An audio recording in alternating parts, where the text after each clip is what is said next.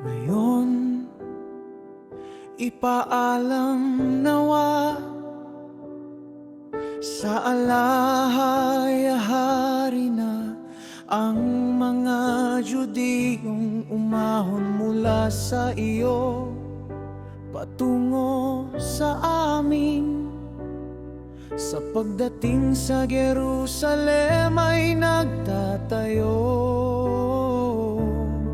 sa palengke ng masuwail at tampalisan na lungsod na iyon. Inaayos ang mga pader nito at inilalagay ang mga pundasyon ng templo.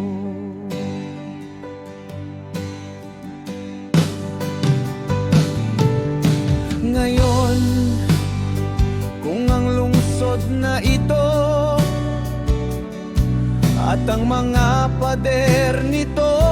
ay muling maitatayo, hindi lamang sila tatanggi sa pagbibigay ng buwis, kundi maghihimagsik din laban sa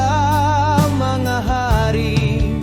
at iyamang ang mga bagay na nauukol sa templo ay kasalukuyang isinasagawa. Nararapat na wag nating pabayaan ang gayong bagay,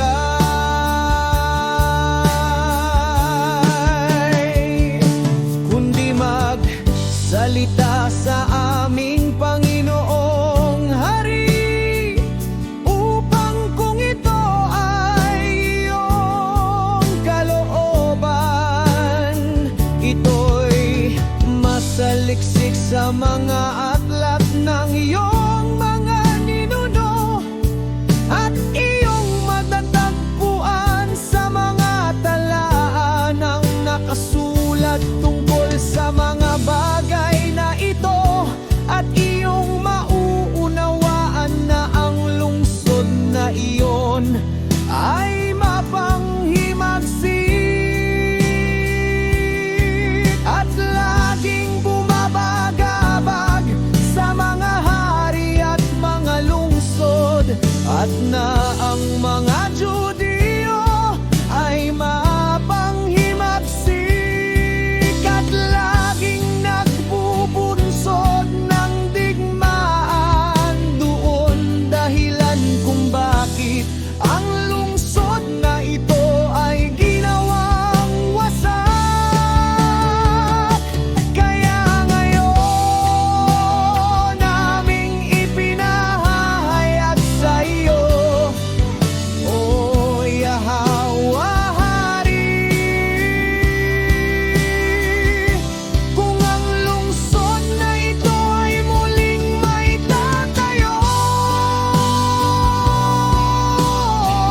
at ang mga pader nito ay muling maitatayo,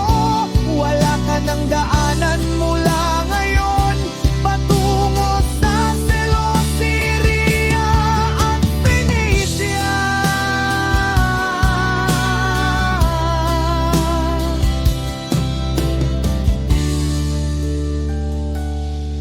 Pagkatapos sumulat ang hari pabalik kay Ratumus, ang tagasulat ng kasaysayan kay Biltetmus, kay Simelius ang eskriba, at sa iba pang mga kinatawan at mga naninirahan sa Samaria at Syria at Phoenicia. Ayon sa ganitong paraan,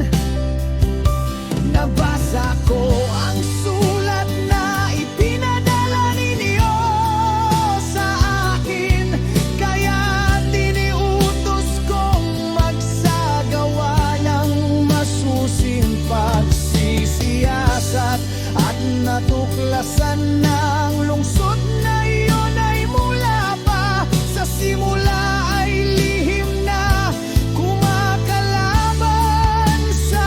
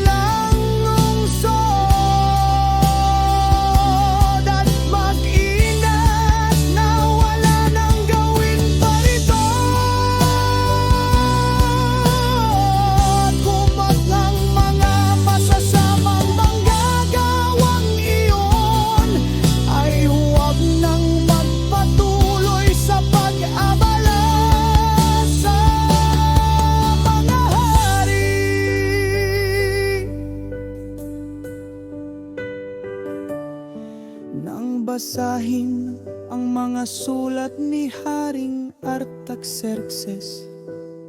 si Ratumus at si Simelius ang eskriba, at ang iba pang mga kinatawan na kasama nila